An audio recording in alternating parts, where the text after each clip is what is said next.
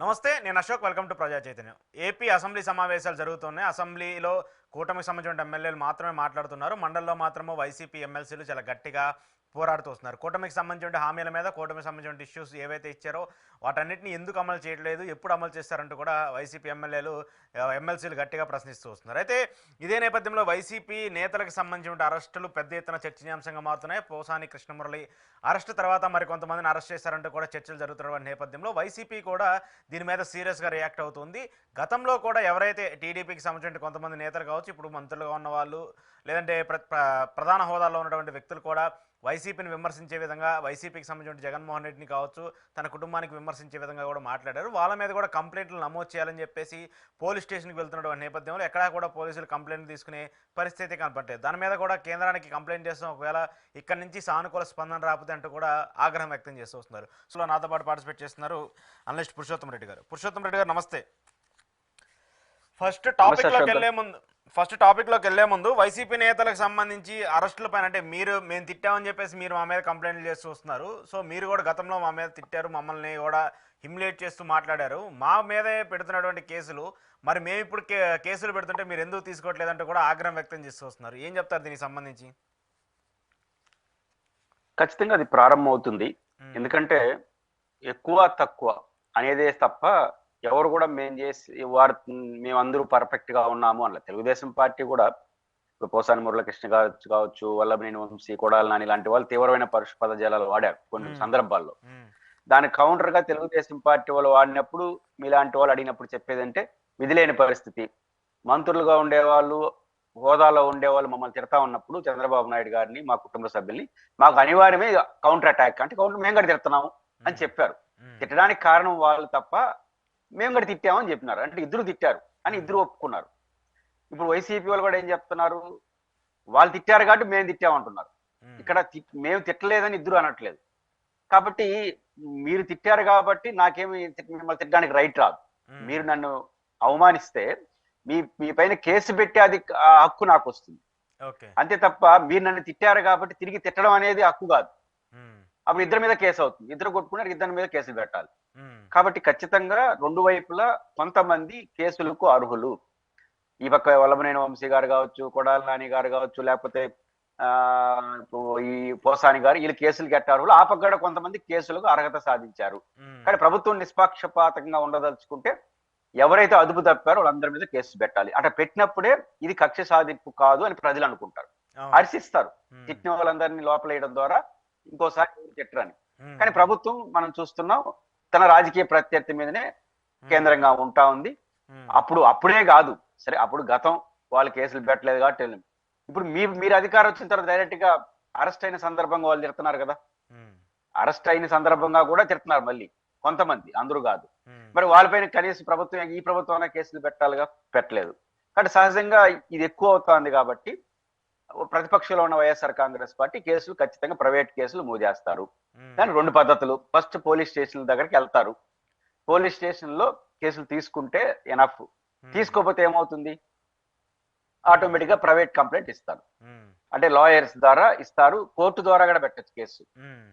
కాబట్టి కొన్ని ఆధారాలతో కోర్టు కూడా కేసు పెట్టచ్చు, కోర్టు ద్వారా ఆదేశాలను కేసు పెట్టచ్చు. కొన్ని సందర్భాల్లో పార్లమెంట్ సభ్యులు ఇట్లాంటి వాళ్ళు కేసు పెట్టారనుకోండి, ఈకపోతే ప్రివిలేజ్ మోషన్ పార్లమెంట్ లో రైజ్ చేయొచ్చు. అప్పుడు మొత్తం అధికారులు పోయి నిలబడుకోవాల్సి వస్తుంది. కాబట్టి ఇట్లాంటి ప్రయోగాలన్నీ వైఎస్ఆర్ కాంగ్రెస్ పార్టీ చేయడం ద్వారా అధికార పార్టీ మీద కొంత ప్రెజర్ చేసే పనులు అయితే చేస్తుంది. దానివల్ల ఇబ్బంది పడేది ఎవరంటే అధికారులు. అంటే పెట్టకపోతే ఒక సమస్య, పెడితే ఒక సమస్య, వీళ్ళు ఇబ్బంది పడిపోతారు. పాపం ఆ సంబంధం లేని అధికారులు ఒత్తిడికి గురై అధికార పార్టీ వద్దంటుంది, ప్రతిపక్షం పెట్టకపోతే మేము లీగల్ గా పోతామంటుంది. ఇవన్నీ కాంప్లికేటెడ్ అవుతాయి. కాబట్టి అధికారులు ఇబ్బంది పరిస్థితి వస్తుంది. రేపేమవుతుంది, రిటైర్డ్ డీజీపీ గారు ఒక ప్రకటన చేశారు, కేసు బలంగా ఉంటే 30 ఏళ్ల తర్వాత కూడా ఓపెన్ చేయొచ్చు అంటారు. అంటే తర్వాత కూడా 30 ఏళ్ళు కాదు, 3 ఏళ్ళు ఏదో అన్నారు అనుకున్నా తెలిసి. 3 years అయిన తర్వాత కూడా రీఓపెన్ చేయొచ్చు ఆ కేసుని, ఆ రోజు రిజిస్టర్ అయింది అని చెప్పారు. మరి ఇప్పుడు వీళ్ళు వైసీపీ వాళ్ళు కేసు పెట్టారనుకోండి, 3 ఏళ్ళు 30 ఏళ్ళు పెద్ద లాంగ్ పీరియడ్ గ్యాప్ ఉంటుంది, పెట్టచ్చు అన్నారు. ఇప్పుడు వైసీపీ వాళ్ళు ఏం చేస్తారు, ఈ కేసులన్నీ పెడతారు. ఇప్పుడు అన్ని రిజిస్టర్ అవుతుంది. ఒకవేళ పోలీస్ స్టేషన్ లో కేసు తీసుకోకపోతే కోర్టు ద్వారా నోటీస్ ఇస్తారు, కేసు రిజిస్టర్ అవుతుంది. రావడం ఇంకో వాళ్ళు ప్రారంభిస్తారు. అంతే కదా. ఇప్పుడు వీళ్ళు ప్రారంభించారు, ఇప్పుడు వాళ్ళు వీళ్ళన్నా కనీసం 6 ఏళ్ల తర్వాత కేసు పెట్టారు. ఉమ్, అధికారంలో పోయిన తర్వాత ఇప్పుడు అధికారం నుంచి కేసు పెట్టారు. రేపు వాళ్ళు ఇప్పటి నుంచే రిజిస్టర్ అయ్యి సమస్య వస్తుంది. ఇవన్నీ అన్నెసరీ కాంప్లికేటెడ్ కాబట్టి ఉమ్, అధికార పార్టీ ఆ రోజు తప్పు చేసిన వాళ్ళపైన చర్య తీసుకోండి. ఆ రోజు మీరు తిట్టిన వాళ్ళపైన కాకపోయినా ఈ రోజు తిడుతున్న వాళ్ళపైన కేసు పెట్టండి మీ అవును. వాళ్ళని. ఉమ్, అప్పుడు ప్రజలు బ్యాలెన్స్ గా చూస్తారు. అధికార పార్టీ మంచి నిర్ణయం తీసుకుంటుంది. అందుకు భిన్నంగా పోతే మాత్రం ఖచ్చితంగా వైఎస్ఆర్సీపీ సెకండ్ వర్షన్ లోకి వెళ్తుంది. దానివల్ల ఫస్ట్ ఇబ్బంది పడేది అధికారులు. ఆ తర్వాత రాజకీయంగా కూడా చూస్తారు కదా ప్రజలు. ఇప్పుడు ఒకే ఛానల్ ఉన్నప్పుడు నేను చెప్పిందే సిద్ధాంతం. ఉమ్, ఈరోజు పోసాని మురళీకృష్ణ ఏదైతే గతంలో ప్రెస్ మీట్లు పెట్టిన పవన్ కళ్యాణ్ గారిని అభ్యంతరంకరంగా మాట్లాడారో దాన్ని అందరూ ఖండించాం. ఉమ్, అట్ ద సేమ్ టైం ఈ పక్క ఆ వీడియోనే చేస్తున్నారు వాళ్ళు. ఉమ్, ఇప్పుడు వీళ్ళేం చేస్తున్నారు, వాళ్ళు తిట్టిన వీడియోలన్నీ వీళ్ళు వేస్తున్నారు. అవును. మరి ప్రజలు చూస్తారు కదా, మరి ఈయన కేసు అరుడైతే ఆయన కూడా కేసు అరుడే అంటారు కదా. ఉమ్, కాబట్టి ప్రభుత్వం రాజకీయంగా నష్టం రాకుండా ఉండాలన్నా, అధికారులు అనవసరంగా ఇబ్బంది పడకుండా ఉన్నా చట్టాన్ని చట్టంగా అమలు చేయండి. అధికారంలో ఉన్న వాళ్ళు కొంచెం ఎక్కువ చట్టం అనుకూలంగా ఉండొచ్చేమో కానీ మినిమం చట్టం అనేది అందరికీ అనుకూలంగా ఉండాల్సిన అవసరం అయితే ఉంది. దాన్ని చేయకపోతే అన్నెసరీ కాంప్లికేషన్స్ వస్తాయి. ఓకే. మనం చూస్తూ వచ్చాము ఇటీవల జగన్మోహన్ రెడ్డి గారి భద్రతకు సంబంధించి కూడా ఇక్కడ ప్రభుత్వానికి సంబంధించి సరిగా స్పందన రాకపోతే కేంద్రానికి సంబంధించి హోంశాఖ మంత్రికి లేఖ రాస్తూ వచ్చారు మిథున్ రెడ్డి గారు. ఆ తర్వాత స్టార్టింగ్లో వైసీపీ నేతలపైన దాడులకు సంబంధించి జగన్మోహన్ రెడ్డి గారు ఢిల్లీలో వెళ్ళి ధర్నాలు చేస్తూ వచ్చారు. ఇప్పుడు వైసీపీ నేతలకు సంబంధించి వరుసగా అరెస్టులు, చాలామంది కీలకమైనటువంటి వ్యక్తులకు సంబంధించి కూడా వరుసగా అరెస్టులు చేస్తామని చెప్పేసి చెప్తున్నారు. సజ్జల రామకృష్ణారెడ్డి గారు కావచ్చు, మరికొంతమందికి సంబంధించినటువంటి వాళ్ళు ముందస్తు బెయిల్ తీసుకోవడం, ఇవన్నీ కూడా చూస్తున్నాం. సో ఇవన్నీ చూస్తున్నప్పుడు కేంద్రాన్ని ఏమన్నా సంప్రదించి ప్రస్తుతం రాష్ట్ర ప్రభుత్వానికి సంబంధించిన జరుగుతున్నటువంటి అంశాల మీద ఏమన్నా చర్చించే పరిస్థితి ఉంటుందా? ఒక 2 పరిమితులు ఉన్నాయి. ఉమ్, ఒకటి, కేంద్రంలో అధికారంలో ఉండేది కూడా రాష్ట్రంలో అధికారంలో కూటమే. అవును. ఇక్కడ 3 పార్టీలు ఎట్లున్నాయో ఈ 3 పార్టీలు అక్కడ భాగస్వామ్య పక్షం. ఉమ్, కాబట్టి బీజేపీకి ఆ పరిమితి ఉంటుంది. ఉమ్, కాబట్టి ఏ మేరకు వాళ్ళు స్పందిస్తారనేది చూడాల్సి ఉంది. ఓకే. ఒకటి జరిగే అవకాశం ఉంది. ఈ నెక్స్ట్ పార్లమెంట్ సమావేశాలు వీక్ స్టార్ట్ అవుతున్నాయి. ఉమ్, ఆంధ్రప్రదేశ్ జరుగుతున్న ఈ వ్యవహారం పార్లమెంట్ వేదికగా గలమిప్పే అవకాశాలు ఫస్ట్ వస్తాయి. ఓకే. అంటే ప్రజాస్వామ్యం పట్ల, అంటే ప్రజాస్వామ్యం అంటే వీళ్ళని అరెస్ట్ చేయడాన్ని తప్పు పట్టలేం. ఉమ్, అప్పుడు ప్రభుత్వం కూడా చెప్పి అప్పుడు అట్లా తెలుగుదేశం ఉంటుంది, మీ వాళ్ళు తప్పు చేసి అరెస్ట్ చేశారండి. ఉమ్, సరే, మా వాళ్ళు తప్పు చేశారు, మేము పెట్టిన కేసులు కూడా తీసుకోవాలి కదా, ఉమ్, ఇల్లీగల్ కదా అనే చర్చ పార్లమెంట్ లో రైజ్ అయ్యే అవకాశం ఉంది. ఓకే. వాళ్ళకి కావాల్సిన వాళ్ళు కలుపుకోవడం కూడా లోక్సభలో రాజ్యసభలో. అంటే ఇప్పుడు ఉదాహరణకు 2 రకాలు ఉన్నాయి. ఉమ్, ఒకటి, మేము కేసు ఇస్తే తీసుకోవాలి కదా, కేసు ఇస్తే ఖచ్చితంగా పోలీసులు నిరాకరించకూడదు, విచారించి ఆ కేసులో గ్రావిటీ లేకపోతే కొట్టేవచ్చు. ఉమ్, కానీ కేసు అయితే తీసుకోవాలి, ఒక సభ్యుడు ఇచ్చినా తీసుకోవాలి, ఎవరినిచ్చా తీసుకోవాలి, దానికి రిసిప్ట్ కూడా ఇవ్వాలి. ఉమ్, మీరు కేసు ఇచ్చారు, ఆ కేసుకు సంబంధించి వివరాలు తీసుకోవాలని. ఉమ్, ఇది కేసుకు సంబంధించి. రెండో పాయింట్ ఏమవుతుంది, పీటీ వారెంట్లు అనేది సుప్రీంకోర్టు మార్గదర్శకాలకు భిన్నంగా పోతున్నాయి. ఓకే. పీటీ వారెంట్లు అంటే అర్థం ఏంటంటే, ఇప్పుడు ఒక వ్యక్తి పైన మల్టిపుల్ కేసులు మల్టిపుల్ పోలీస్ స్టేషన్లు నమోదవుతుంటాయి. అవును. ఇప్పుడు పోసాని మురళీకృష్ణ కదా, రాష్ట్రంలో 30 చోట్ల ఫిర్యాదులు, 15 కేసులు నమోదైనంట. అయితే ఆయన ఏం చేస్తారంటే, ఇప్పుడు ఈ మామూలుగా చట్టం ఏం చెప్తుందంటే 7 సంవత్సరాలు లోబడి శిక్ష పడే కేసు అయితే 60 రోజుల్లో బెయిల్ ఇచ్చేవాళ్ళు. ఉమ్, 7 సంవత్సరాల పైబడి శిక్ష పడే కేసు ఉంటే 90 రోజుల్లో బెయిల్ ఇవ్వాలి. ఉమ్, ఇది రూల్. ఉమ్, ఇది ఉంది. అప్పుడు ప్రభుత్వం ఎక్కువ రోజులు జైల్లో పెట్టాలంటే ఏం చేస్తుందంటే, అధికారంలో ఉండేవాళ్ళు 60 రోజులు 55 రోజులు అవగానే ఉమ్, పీటీ వారెంట్ వేస్తారు. ఉమ్, ఆల్రెడీ విశాఖపట్నంలో ఇప్పుడు కడపలో ఆయన నమోదైంది, ఉమ్, విశాఖపట్నంలో ఏమన్నా ఒకసారి కేసు నమోదు 15 చోట్ల నమోదు. దాన్ని తీసుకొచ్చి పీటీ వారెంట్ వేసి దీన్ని విచారిస్తామని తీసుకెళ్లిపోతారు.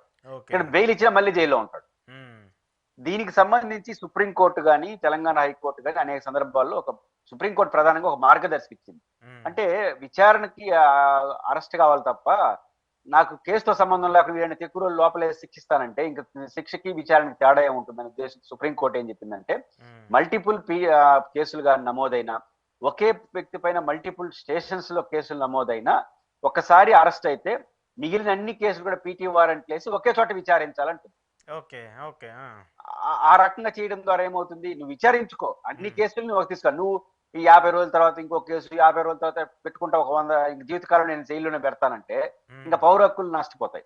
అవును. ఇది సుప్రీంకోర్టు మార్గదర్శకాలకు భిన్నంగా కొంత జరుగుతుంది రాష్ట్రంలో. దీన్ని ఆంధ్రప్రదేశ్ లోని వైఎస్ఆర్ కాంగ్రెస్ పార్టీ ఏ మేరకు, మీకు గుర్తుంటే తీన్మార్ మల్లన్న బీఆర్ఎస్ పార్టీ అధికారంలో ఉన్నప్పుడు ఆయన్ని రోజు ఇదే పని. ఆ రోజు ఆయన కూడా కొంచెం బియాండ్ లిమిట్స్ దాటి భాష వాడాలండి, జనరల్ విషయాలు చెప్తున్నాడు, వాడాడు. దీంతో ఇరిటేట్ అయిన ఆ రోజు కేసీఆర్ ప్రభుత్వం తెలంగాణలో అన్ని చోట్ల తిప్పింది. ఇది అయిపోయింది, అది అయిపోయింది. దీనిపైనే జస్టిస్ లక్ష్మణ్ గారు అనుకుంటాను, హైకోర్టు మంచి తీర్పు ఇచ్చారు. ఆయన ఏమంటారంటే మీరు ఏ కేసులన్నా నమోదు కానివ్వండి, కేసు నమోదు చేస్తే కేసు నమోదు చేయాల్సిందే. నేను ముందు చెప్పాను కదా, ఒకరు ఫిర్యాదు చేస్తే ఖచ్చితంగా నమోదు చేయాలి. నమోదు మల్టిపుల్ కేసులు ఆయన పైన ఉన్నాయి కాబట్టి, మల్టిపుల్ స్టేషన్ ఉన్నాయి కాబట్టి ఒకసారి అరెస్ట్ అయినట్టు అన్ని కేసులు ఒక చోట విచారించి మీరు విచారణ పూర్తి చేసుకోండి అని చాలా ఘాటుగా స్పష్టంగా తీర్పింది. ఆ తర్వాత తిరుమల మల్లన్న అరెస్ట్ అయిపోయింది. ఇప్పుడు ఇవన్నీ దృష్టిలో పెట్టుకుని వైఎస్ఆర్ కాంగ్రెస్ పార్టీ ఆ యాంగిల్లో పోతుంది అనుకుంటున్నాను. పార్లమెంట్ వేదికగా ఫైట్ చేస్తారు. ఇవన్నీ అయిపోయిన తర్వాత గతంలో గొడవలు జరిగినప్పుడైతే ఢిల్లీ వేదికగా ఆందోళనలు చేశారు, దేశాన్ని ఆకర్షించడం కోసం, కేంద్ర ప్రభుత్వం మీద ఒత్తిడి అవడం కోసం. అలాంటి యాక్టివిటీ భవిష్యత్తులో వైఎస్ఆర్ కాంగ్రెస్ పార్టీ చేసినా కూడా మనం ఆశ్చర్యపోనక్కర్లేదు. అవును, ఇంత ఈ రేంజ్ లో అరెస్టులు జరుగుతున్నప్పుడు వాళ్ళు కూడా ఒక స్టాండ్ తీసుకుంటారు కదా కాపాడుకోవడం కోసం. ఖచ్చితంగా తప్పదు కదా. సో వైసీపీ కార్యకర్తలకి సంబంధించి కావచ్చు, వైసీపీ నాయకులకి సంబంధించి కావచ్చు, మనం ఎంతవరకు చేయాలో అంతవరకే చేయాలి. గతంలో చేసినట్టు వాళ్ళకి పాలు పోసి పెంచితే అదే పామై విషమై మనల్ని కాటేస్తుందని చెప్పేసి చంద్రబాబు నాయుడు గారు వ్యాఖ్యలు చేయటము, కార్యకర్తలకు సంబంధించి వాళ్ళలో జోష్ నింపడానికి వైసీపీ నేతలకు సంబంధించిన పథకాల అంశాలు కావచ్చు, లేదంటే వాళ్ళకి సంబంధించిన కొన్ని ప్రాజెక్టులు అంటారా, కంపెనీలు అంటారు, వాటన్నిటి మీద దెబ్బ కొట్టేందుకు కూడా కావచ్చు. ఈ అంశాలన్నీ కూడా ఆయన ఒక పార్టీకి సంబంధించి వ్యక్తిగా ఉండి, పార్టీకి సంబంధించి పక్కన పెడితే ఒక ముఖ్యమంత్రి స్థాయిలో ఉన్నటువంటి వ్యక్తి ఈ భేషజాదాలు ఎందుకు అవసరం, ఆ పార్టీకి సంబంధించి మన పార్టీ వాళ్ళకి ఇవ్వాలి, ఆ పార్టీ వాళ్ళకి ఇవ్వకూడదు అనేటువంటి వ్యాఖ్యలు చేయటం. చంద్రబాబు నాయుడు గారు చేసిన ఆ ప్రకటన రెండు రకాలుగా తెలుగుదేశం పార్టీకి నష్టం.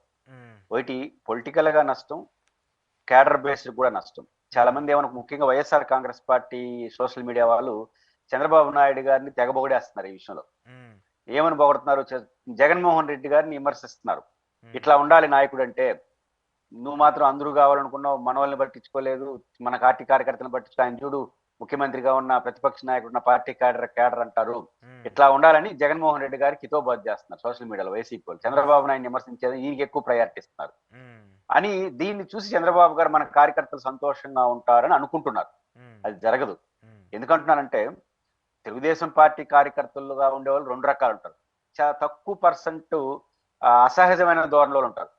90% చాలా పద్ధతిగా ఉంటారు. పద్ధతిగా మీన్స్ రాజకీయాల్లో ఉన్నవాళ్ళు కదా, ఈ రోజు నేను ఉండదు, రేపు నువ్వు ఉంటావు, సమాజంలో ఒక భాగంగా ఉండేవాళ్ళే తెలుగుదేశం కార్యకర్తలు ఉంటారు. వాళ్ళు ఇట్లా వాటిని హర్షించరు. ఎవరో 5% 10% ఇచ్చలవిడిగా ఉండేవాళ్ళే ఇట్లా వాటిని కోరుకుంటారు, మాకే కావాలి ఇతరులకి ఇవ్వడదు. జనరల్ తెలుగుదేశం పార్టీ కార్యకర్తలు ప్రజల్లో ఉండేవాళ్ళు ఎవరు అది కోరుకోరు. ఎందుకు కోరుకోరంటే, రేపు వాళ్ళు ఓట్లు కావాలి కదా, ఒక సర్పంచ్ గెలవాలి, ఒక వార్డు మెంబర్ గెలవాలంటే ప్రజల్లోకి వెళ్ళాలి. ప్రజల్లోకి వెళ్ళినప్పుడు ఇది ప్రజల్లో పురుషోత్తం అశోక్ అనేనికి పార్టీలు ఉంటాయి, ఊర్లో ఇద్దరు ముగ్గురికే పార్టీలు ఉంటాయి. మీకు అందరూ సాధారణ ప్రజలు, ఒక పార్టీకి అనుకూలంగా ఓటేసేవాడు వ్యతిరేకంగా ఓటేసి ఉంటాడు తప్ప, ఇప్పుడు ఈ పార్టీని గిర్రగేసేస్తే ఎవడు గెలవడు, ఇంకా గెలిచినోడు గెలుస్తూ ఉంటాడు. ఉల్టా మెజార్టీలు ఎందుకు వస్తున్నాయంటే, ప్రజలు ఎవరు గుండు గుర్తుగా ఒకే సమ్ పీపుల్ ఉంటారు కాబట్టి, సమ్ పీపుల్ అనే ఊరు గుర్తిస్తారు. ఇట్లా సాధ్యం కాదు. అందువల్ల తెలుగుదేశం పార్టీ కార్యకర్తలు కూడా ఇది హర్షిస్తారని అనుకోను నేను. రెండో విషయం, సమాజంలో చెడ్డ పేరు వస్తుంది కదా. ఎందుకంటే ఇప్పుడు ముఖ్యమంత్రి అయిన తర్వాత ఆ పార్టీలు ఉండవు కాబట్టి, ఖచ్చితంగా ముఖ్యమంత్రి స్థాయిలో అందరికీ సమానంగా చూసుకోవాలి. చంద్రబాబు గారి ద్వారా ఆ ప్రకటన రావడం అనేది దురదృష్టం. ఒకటి, వైసీపీని ప్రోత్సహించమని ఊరు చెప్పరు, ఆ ప్రమోషన్లు ఇమ్మని, వాళ్ళ సొంత పనులు చేయమని ఊరు చెప్పరు. ప్రభుత్వం అనుసరించే విధానాలు, ప్రభుత్వం తీసుకొచ్చే పథకాలు అనేది బై అండ్ లార్జ్ అందరికీ సమంగా ఉండాలి. అజమాయిషి తెలుగుదేశం ఉండాలి, అది రూల్. కానీ ప్రోత్సహించద్దండి. ఇప్పుడు ఉదాహరణకు వ్యక్తిగతంగా నేను ఇంకొక పార్టీ ఉంటాను, వ్యక్తిగత పనులు కొన్ని ఉంటాయి, దాన్ని చేయొద్దండి. దాన్ని చేయమని ఊరు అనరు, ఎందుకంటే మీ పార్టీ లేదు అని అనొచ్చు. కానీ వ్యక్తిగత పనులు చేయకుండా ఆపేస్తే ఊరికి అభ్యంతరం లేదు. కానీ సామూహికంగా ప్రభుత్వం నుంచే చేసే కార్యక్రమాలు అనడం కరెక్ట్ కాదు. అది చంద్రబాబు గారు అన్న ఇంప్లిమెంట్ కాదు, అది నేను చెప్పదలుచుకుంది. చంద్రబాబు గారు అనేసినా ఇక్కడ ఎంఆర్ఓలు, ఆర్డీఓలు, కలెక్టర్లు వీళ్ళందరూ ఎవరికి వాళ్ళు ఇండిపెండెంట్ ఉండే ఆడగా 10% పార్టీ లాయల్టీ, 90% వాళ్ళ పనులు వాళ్ళు చేసుకుంటూ ఉంటారు. కానీ వాళ్ళు దీన్ని ఇంప్లిమెంట్ చేయరు. మీరు చెప్పినా చేయరు, రూల్సే పాటిస్తారు. ఎందుకంటే తెలుగుదేశం కార్యకర్తలు కూడా ఎవరిని అందరినీ కొట్టేసి మనమే బతకాలని ఏ తెలుగుదేశం కార్యకర్త అనుకోడు. ఏదో 5 or 10% వాళ్ళు ప్రజల్లో ఉంటారు, సోషల్ మీడియాలో ఉంటారు. వాళ్ళకి ఆనందం ఈ ప్రకటన చేసినప్పుడు. సోషల్ మీడియాలో ఉండే వాళ్ళ గురించి చంద్రబాబు గారు నేను చెప్పదలుచుకుంది, సోషల్ మీడియాలో పనిచేసే వాళ్ళ కోసం కాదు, సొసైటీలో పనిచేసే తెలుగుదేశం కార్యకర్తలు దృష్టిలో పెట్టుకొని చంద్రబాబు గారు ఆలోచిస్తే ఇట్లా రావు. సొసైటీలో పనిచేసే తెలుగుదేశం కార్యకర్తలు ఎవరు ఇట్లా కోరుకోరు. అందరితో బాగుండాలి, మనం మళ్ళీ గెలవాలని కోరుకుంటారు. దాన్ని చంద్రబాబు గారు గుర్తించాల్సిన అవసరం ఉంది. ఖచ్చితంగా ఈ చంద్రబాబు గారి నుంచి వచ్చిన ఆ ప్రకటన ఆచరణలో ఇంప్లిమెంట్ కాదు. నిజమైన మీ కార్యకర్తలు కూడా సంతోషించే విషయమే కాదు. పొలిటికల్ కూడా మీకు చెడ్డ పేరు వస్తుంది. ఓకే. ఓకే. మాట అన్నదానికి అన్నిటికీ దాన్ని ఆపాదిస్తారు. అది మంచిది కాదు. కానీ ఇక్కడ ఒక పాయింట్ టీడీపీ సరే వైసీపీ కార్యకర్తల్ని వాళ్ళకి చేయొద్దు అంటామో లేదంటే అదంటే ఒక పర్టికులర్ ఓ పార్టీకి సంబంధించిన అంశము. కానీ నిన్న రాధాకృష్ణ గారు కొన్ని కీలక వ్యాఖ్యలు చేస్తూ వచ్చారు. కార్యకర్తలకు సంబంధించి వాళ్ళనే డిక్టేట్ చేసి మీరు జాగ్రత్తగా ఉండాలి, మీరు పార్టీకి లాయల్గా ఉండాలి, అలాంటిది మీరే సోషల్ మీడియాలో పార్టీకి సంబంధించి చంద్రబాబు నాయుడు అది చేయట్లేదు ఇది చేయట్లేదు అని చెప్పేసి మీరు ఆయన్ని రెచ్చగొట్టే విధంగా ఆయన చేయట్లేదని చెప్పేసి మీరు అసంతృప్తిగా ఉండి అలాంటి సోషల్ మీడియాలో కామెంట్ చేయడం కావచ్చు. ఇటీవల జీవీ రెడ్డి అంశానికి సంబంధించి సోషల్ మీడియా ఎంతగా హోరెత్తిందో కూడా మనం చూస్తూ వచ్చాము. సొంత పార్టీ నేతలే, సొంత పార్టీ కార్యకర్తలే చంద్రబాబు నాయుడు మీద, లోకేష్ మీద ఆగ్రహం వ్యక్తం చేసినటువంటి తీరు, దాని ద్వారా పార్టీకి నష్టం జరిగిందని కూడా చెప్తున్నారు. సో దాన్ని ఇంప్లిమెంట్ చేస్తూ ఆయన కూడా కొన్ని కీలక వ్యాఖ్యలు చేశారు. ఇంకా జగన్మోహన్ రెడ్డి భయం ఉండి ఇలాంటి వ్యాఖ్యలు చేస్తున్నారా? అలాగే టీడీపీకి సంబంధించి కూడా జగన్మోహన్ రెడ్డి మీద ఎందుకు అంత టార్గెటింగ్, అంటే 11 స్థానాలకు పడిపోయినా కూడా ఆయన భయం ఇంకా కూటమిలో కనిపిస్తూ ఉంది కదా. రాధాకృష్ణ గారు ఇవి మొదటి ప్రమాద హెచ్చరిక, రెండో ప్రమాద హెచ్చరికలు వస్తూ ఉంటాయి. అప్పుడప్పుడు తుఫాన్లు, అట్లా మరి అప్పుడప్పుడు హెచ్చరికలు చేస్తూ ఉంటారు ఆయన. ఆ పాయింట్ ఏంటంటే ఆయన కూడా దురదృష్టవశాత్తు జగన్మోహన్ రెడ్డి నామస్మరణ చేస్తున్నాడు. ఆయన కూడా జగన్మోహన్ రెడ్డి గారి నామస్మరణ ఆపేసి చంద్రబాబు గారి నామస్మరణ చేస్తే ఈ సమస్య రాదు. ఎప్పుడు కూడా రాధాకృష్ణ గారికి తెలియందేం కాదు, సీనియర్ జర్నలిస్ట్ ఆయన. బేసిక్ గా ఈ మారిన సొసైటీలో పరిస్థితి ఎట్లుందంటే ఇప్పుడు ప్రజలు అధికారంలో ఉండి ఓడిస్తున్నారు, అధికారంలో ఉండే వాళ్ళు ఓడిస్తున్నారు తప్ప ప్రతిపక్షాన్ని గెలిపించట్లా. అంటే అధికార పార్టీ మీద ఓడించాలని కోపం వచ్చేస్తే ప్రతిపక్షాన్ని చూడట్లా జనం. ఇక్కడ గమనించాల్సింది ప్రతిపక్షం స్ట్రాంగ్ గా ఉందా, జగన్మోహన్ రెడ్డి గారిని తక్కువ అంచనా వేయాల్సిన అవసరం లేదు, ఇంకా జగన్మోహన్ రెడ్డి గారు బలంగా ఉన్నారు అంటే ఏం చెప్పదలుచుకున్నా ఇంకా జగన్మోహన్ రెడ్డిని కొట్టమంటున్నారు. నా పాయింట్ ఏంటంటే ప్రతిపక్షాన్ని జనం చూడట్లేదు, జనం అధికార పార్టీనే చూస్తున్నారు. అధికార పార్టీ మీద బాగుంటే మళ్ళీ గెలిపిస్తున్నారు, బాగలేకపోతే ప్రతిపక్షంలో ఎవడున్నాడో చూడట్లా, ఎవరికి వేస్తున్నారో చూసుకోవట్లా. మన 24 ఎన్నికలు అదే తెలియదు. బీజేపీ కేసేసినారు, జనసేన కేసేసినారు, తెలుగుదేశం కేసేసినారు. అంటే అర్థం ఏంటి? వైఎస్ఆర్ కాంగ్రెస్ పార్టీని ఓడించాలని జనం నిర్ణయించుకున్నారు. ఇంకా తెలుగుదేశమా, జనసేన, బీజేపీనా, కమలమా ఏమి చూడట్లా. బీజేపీ పట్ల అంతో ఇంత వ్యతిరేకత ఉంది కదా, రాష్ట్రానికి అన్యాయం చేశారని వాళ్ళు కూడా సమానంగా గెలిపించేసినారు. అంటే అర్థం ఏంటి? వాళ్ళ కాన్సెప్ట్ ప్రజలు ఏ అభిప్రాయం వచ్చారు? భయంలో జగన్మోహన్ రెడ్డి గారి పట్ల వ్యతిరేకత, జగన్మోహన్ గారి ప్రభుత్వం ఓడించాలి అనుకున్నారు. ఇంకా ప్రతిపక్షం కూడా చూడట్లేదు, వరుస పెట్టి ఓడించి పారేసినారు, గెలిపించేశారు. రేపు తెలుగుదేశం పార్టీ మీద ప్రజల్లో వ్యతిరేకత వచ్చేస్తే మళ్ళీ జగన్ చూడరు అంటున్నా నేను. ఇంక జగన్ బలంగా ఉంటే బలహీనంగా మీకెందుకు? ఇప్పుడు జగన్ బలాబలాలు కాదు మీరు చూసుకోవాల్సింది, చంద్రబాబు గారి బలాబలాలు చూసుకోవాలి. చంద్రబాబు గారు ప్రభుత్వం బలవంతంగా పనిచేసి ప్రజల మన్ననలు పొందితే జగన్ గారు ఇక్కడ పట్టించుకోవాల్సిన అవసరం ఉండదు. చంద్రబాబు గారి పరిపాలనలో ప్రజలు వ్యతిరేకత వచ్చేస్తే జగన్ గారిని అసలు పట్టించుకోవాల్సిన అవసరం, ఆయన ఆటోమేటిక్ గా గెలిచిపోతాడు. కాబట్టి ఇది గమనంలో పెట్టుకోవాలి రాధాకృష్ణ గారు.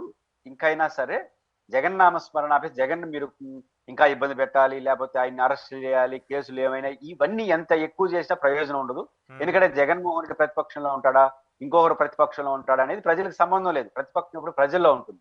పార్టీ అనేది రూపం, ఏమీ లేకపోతే ఎవరికంటే వాళ్ళు వేస్తారు ఓట్లు. కానీ ప్రజలు చాలా తెలివిగా ఉంటారు. కాబట్టి రాధాకృష్ణ గారు హెచ్చరికలు జారీ చేయాల్సింది కూటమి ప్రభుత్వానికి. పలానా రంగంలో నెగిటివ్ వస్తుంది, పలానా రంగంలో బాగుండలేదు, అవి చెప్తా వచ్చారనుకోండి, సరిదిద్దుకున్నారనుకోండి, అప్పుడు జగన్ గారు ఎంత బలంగా ఉన్నా పోయిందేమి లేదు. మీరు బలహీన పడిపోతే జగన్ ఎంత బలహీనంగా ఉన్నా పోయింది.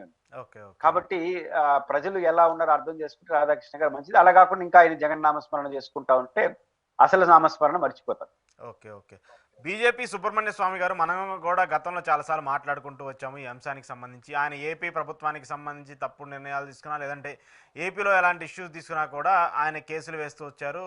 మొన్న లడ్డు విషయం కావచ్చు, ఆ తర్వాత మీ ప్రాంతానికి సంబంధించి తిరుపతిలో జరిగినటువంటి కార్పొరేట్లకు సంబంధించిన అంశం కావచ్చు, వీటన్నిటి మీద చెప్తూ వచ్చారు. అయితే ఆయన కొన్ని కీలక వ్యాఖ్యలు చేస్తూ వచ్చారు.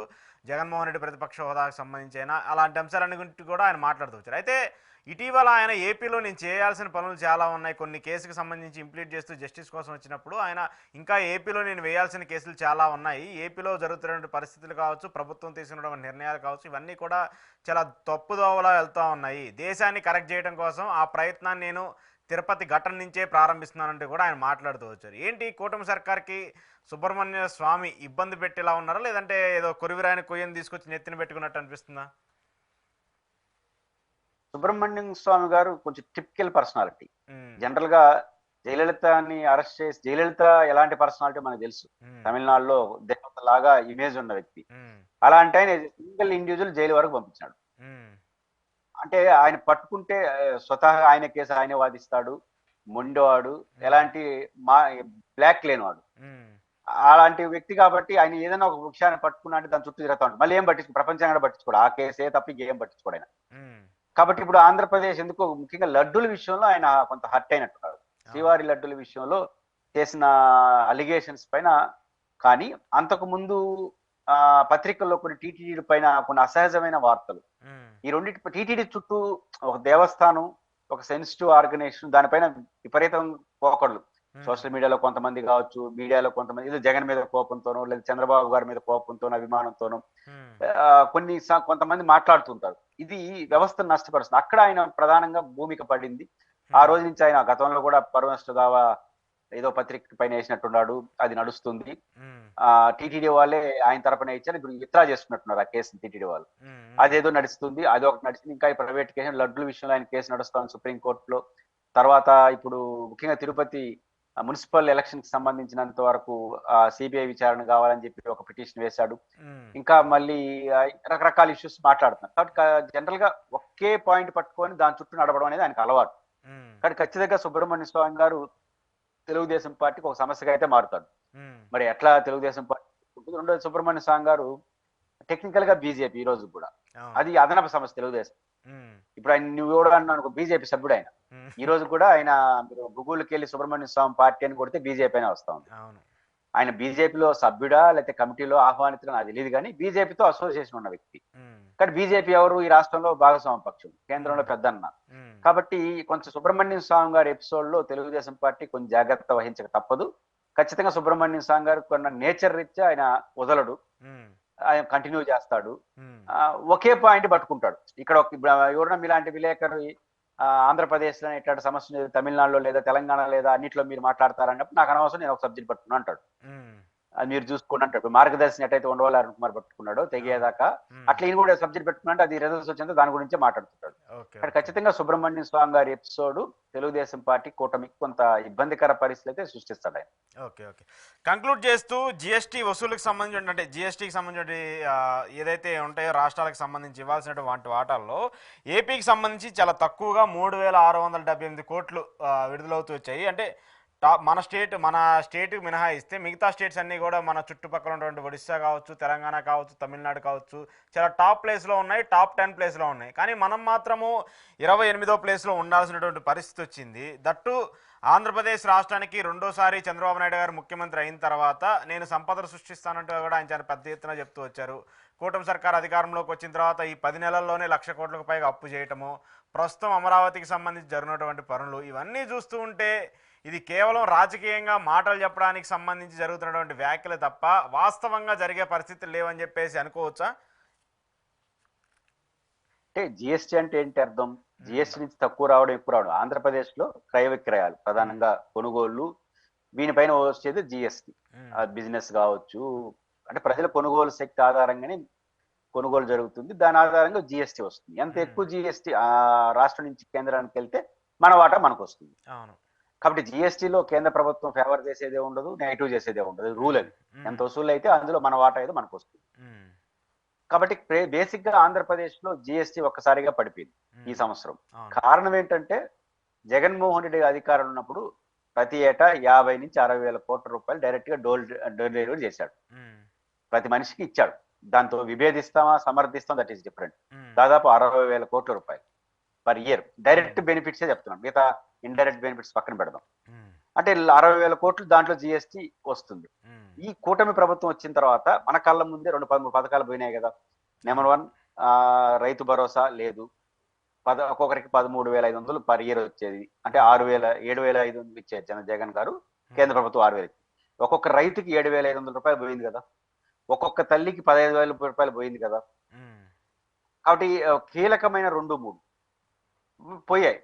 ఆ రైతు ఇంకా కొన్ని చేనేత కావచ్చు, ఇంకా కొన్ని పథకాలు పోయినాయి. కానీ జగన్ ఇప్పుడు మనకు చంద్రబాబు నాయుడు గారు వచ్చిన తర్వాత సంక్షేమ పథకాల్లో ఒకటి తల్లికి వందనం, తల్లికి వందనం అమలు కావట్లేదు. ఒకటి ప్రధానంగా అమలు అవుతుంది పెన్షన్స్. పెన్షన్స్ మినహాయిస్తే ఇంకేం లేవు. ఏమీ లేవు. పెన్షన్ డబ్బు కాలేదు. ఇప్పుడు గ్యాస్ బండ ఉచితంగా ఇచ్చినా డబ్బీరు కదా.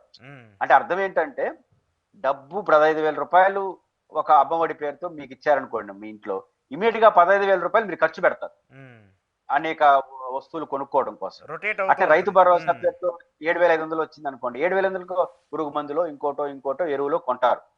కాబట్టి ఖచ్చితంగా కొనుగోలులోకి వెళ్తారు. దీపం పథకం అనేది ఎసులుబాటు నాకు, అంతే తప్ప కొనుగోలు రాదు. అంటే డబ్బు రాదు కదా జోబులోకి, దాని సరిపోదు. కాబట్టి బేసిక్ గా నేరుగా డోర్ డెలివరీ డబ్బులు ప్రజల్లోకి వచ్చేది ఒక పెన్షన్స్, సామాజిక పెన్షన్స్ మినహాయించి మిగిలిన ఏవి అమలు కావట్లేదు. కాబట్టి ఖచ్చితంగా అంటే 50-60 వేల కోట్ల రూపాయలు అయితే ఇప్పుడు కనీసం 30,000 కోట్లు 40,000 కోట్లు పెట్టుంటారు. కనీసం 20,000 కోట్ల రూపాయల దాకా ఆగిపోయింది రావడం. సహజంగా ఆ మేరకు జిఎస్టీ తగ్గిపోతుంది కదా. మీరు అన్నట్టు రెండో పాయింట్ తగ్గడానికి ఒక కారణం. రెండో కారణం సంపద సృష్టిస్తారు అంటే సంపద సృష్టి ఒక రోజులో జరగదు. చంద్రబాబు గారు సృష్టించాలనుకున్నా సమ్ టైం, దానికి టైం పడుతుంది, టైం తీసుకుంటుంది. అది ఈ రోజు అనుకుంటే రేపు తెల్లారి సంపద సృష్టించాలంటే ఏంది, పరిశ్రమ పెట్టాలి, ఉత్పత్తి ప్రారంభం కావాలి, ఉత్పత్తి బయటికి రావాలి, 2-3 ఏళ్ళు పడుతుంది. నిజంగా ఈ రోజు స్టార్ట్ చేసినా కూడా ఈ రోజు అక్కడేమి జిఎస్టీ రాదు. వ్యవసాయంలో ప్రాథమిక రంగం 62% మంది ప్రజలు వ్యవసాయం మీద ఆధారపడుతున్నారని పయ్యావుల కేసు గారు చెప్పారు. 62% మంది ప్రజలు వ్యవసాయ ఉత్పత్తి చేసి కొత్త ఉత్పత్తులు రావాలనుకోండి, నీటి ప్రాజెక్టులు రావాలి, డెవలప్మెంట్ కావాలి. నీటి ప్రాజెక్ట్ డెవలప్మెంట్ అది కూడా 2-3 ఏళ్ళ సబ్జెక్టే, కొత్త సాగు అందుబాటులోకి రావాలన్నా. కానీ అదే 62% మంది ఆధారపడి ఉన్నటువంటి రైతులకి జగన్మోహన్ రెడ్డి గారు 7,500 ఇచ్చాడు కదా. ఆ 62% మంది ప్రజలు ఆ కొనుగోలు చేసుకుంటారు కదా, ఆ 7,000 అది పోయింది కదా.